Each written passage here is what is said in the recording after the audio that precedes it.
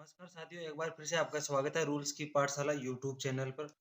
आज की वीडियो में हम बात करेंगे नई लागू की गई एकीकृत पेंशन योजना और यह केंद्र सरकार के कर्मचारियों को कैसे प्रभावित करती है। हम इस वीडियो में एकीकृत पेंशन योजना की बारीकियों पर चर्चा करेंगे। पात्रता, लाभ और पिछली पेंशन योजनाओं की तुलना में इसकी तुलना कैसे की जाती है। इसलिए सभी साथियों से निवेदन है कि वीडियो को शुरू से अंत तक जरूर देखें और ऐसे ही वीडियो देखने के लिए हमारे YouTube चैनल को सब्सक्राइब जरूर करें। यूनिफाइड पेंशन स्कीम केंद्र सरकार ने राष्ट्रीय पेंशन प्रणाली के अंतर्गत आने वाले केंद्र सरकार के कर्मचारियों के लिए राष्ट्रीय पेंशन प्रणाली के तहत एक विकल्प के रूप में एकीकृत पेंशन योजना शुरू करने का फैसला लिया है।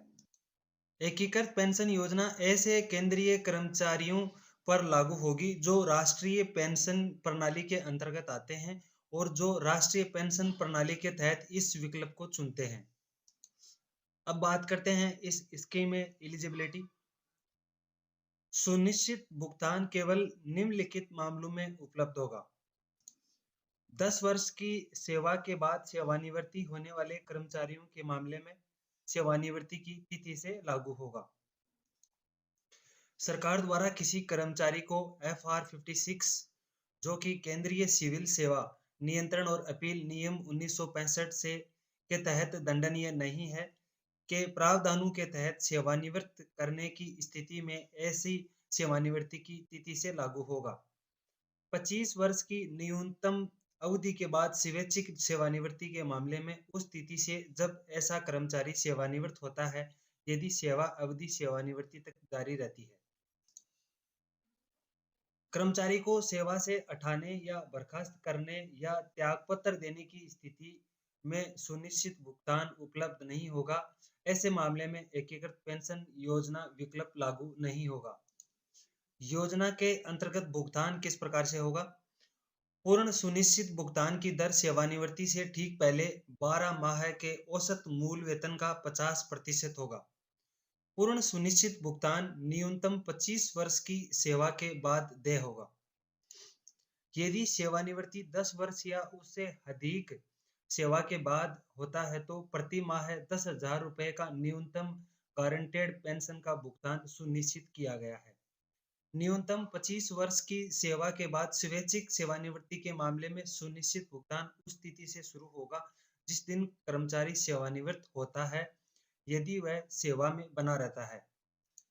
सेवानिवृत्ति के बाद भुगतान धारक की मृत्यु होने की स्थिति में भुगतान धारक को उसकी मृत्यु से ठीक पहले स्वीकार्य भुगतान का 60% पारिवारिक पेंशन भुगतान कानूनी रूप से विवाहित जीवन साथी को देना सुनिश्चित किया जाएगा।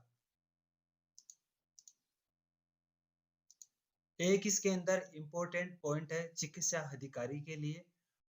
इस अधिसूचना के प्रयोजन के लिए मूल वेतन में निजी प्रैक्टिस के बदले में चिकित्सा अधिकारी को दिया जाने वाला गैर प्रैक्टिस भुगतान भत्ता शामिल है।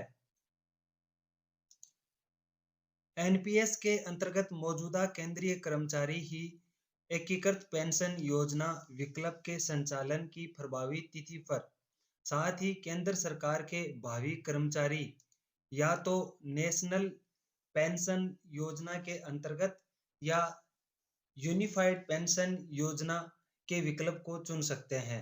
इन दोनों में से किसी एक को चुन सकते हैं। यदि कोई कर्मचारी एकीकृत पेंशन योजना विकल्प चुनता है तो इसकी सभी शर्तें और नियम उसके द्वारा चुने गए माने जाएंगे और एक बार ऐसा विकल्प चुना जाने के बाद वह अंतरिम होगा। इसको दोबारा से वह एनपीएस में नहीं कर सकता है।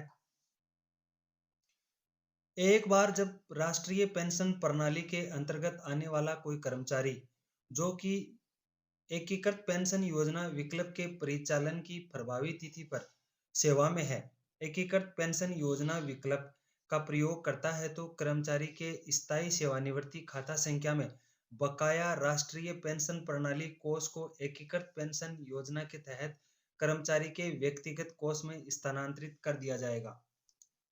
एकीकृत पेंशन योजना के संचालन की प्रभावी तिथि जारी हो गई है।